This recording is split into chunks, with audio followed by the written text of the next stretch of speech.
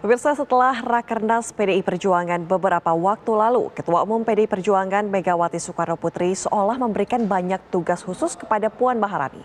Sinyal menyiapkan Puan untuk berlaga dalam Pilpres 2024 juga tampak saat Presiden Joko Widodo kerap didampingi oleh Puan dalam sejumlah kesempatan.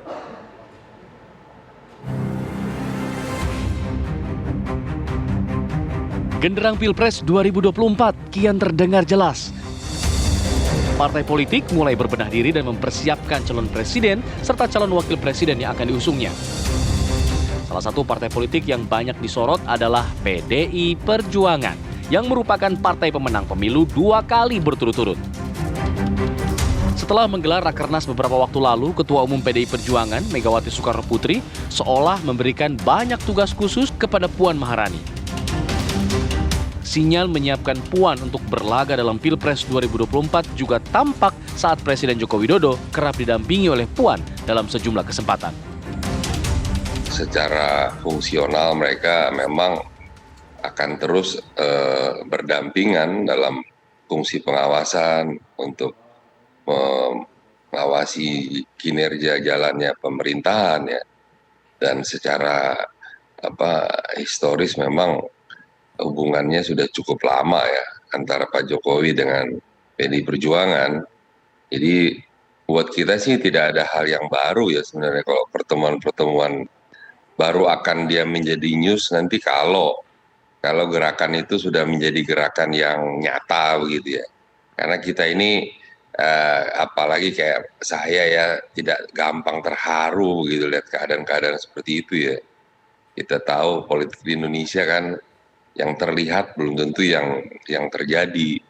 Sebaliknya yang tidak terlihat malah bisa terjadi dan seterusnya. Jadi ya kita pengalaman itu membuat tidak mudahlah terharu, tidak mudah GR begitu ya. Yang penting sekarang bahwa partai sesuai arahan dari partai jalan terus dan memang Mbak Puan sebagai Ketua DPR melakukan fungsinya untuk melakukan pengawasan terhadap pemerintah.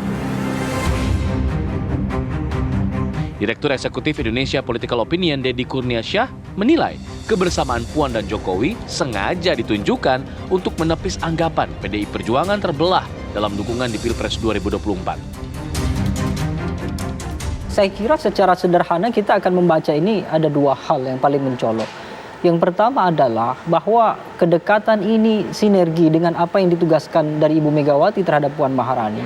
Bahwa mau tidak mau untuk mendapatkan satu sosok penting di PDIP dalam kaitannya adalah pencapresan misalnya di 2024, mau tidak mau Puan Maharani harus punya dukungan yang kolektif. Nah, munculnya kedekatan ini sebagai bentuk kolektivitas itu, bahwa mau tidak mau harus diakui bahwa kader PDIP dari tingkatan paling elit sampai mungkin tingkatan yang di daerah semuanya akan mengacu pada satu konsep utama itu tadi, yaitu menopang Puan Maharani.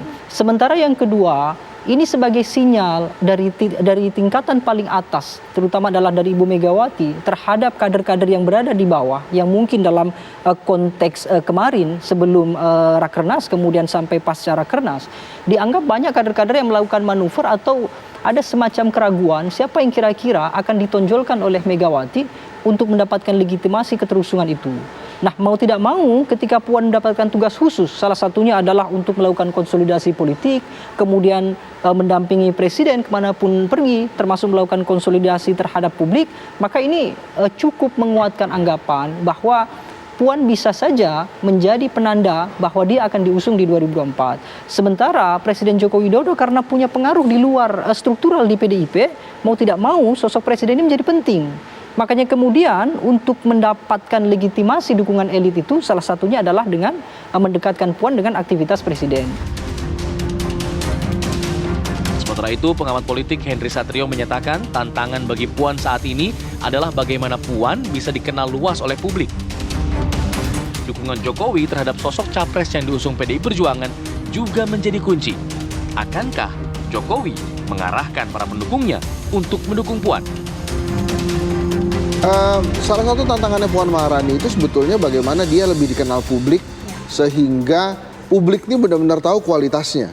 Selama ini kan publik tidak terlalu mengenal Puan Maharani karena quote and quote seperti tidak ada alasan bagi Puan Maharani untuk berkomunikasi langsung dengan rakyat. Padahal ada.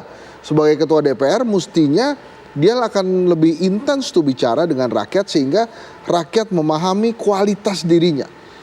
Menarik tadi apa yang disampaikan oleh Bang Effendi dan saya melihatnya langsung menjadi 2 poin penting. Apakah Puan Maharani nanti akan dipilih oleh Pak Jokowi atau kata Caca apakah ini akan ajak atau tidak? Kalau sampai relawan Pak Jokowi membubarkan Ganjaris gitu ya, bubar itu Ganjaris, jadinya Puanis gitu ya, membuat relawan sendiri yang mendukung Puan Maharani dan Pak Jokowi tahu, itu Pak Jokowi berarti sudah menjatuhkan pilihan kepada Puan Maharani.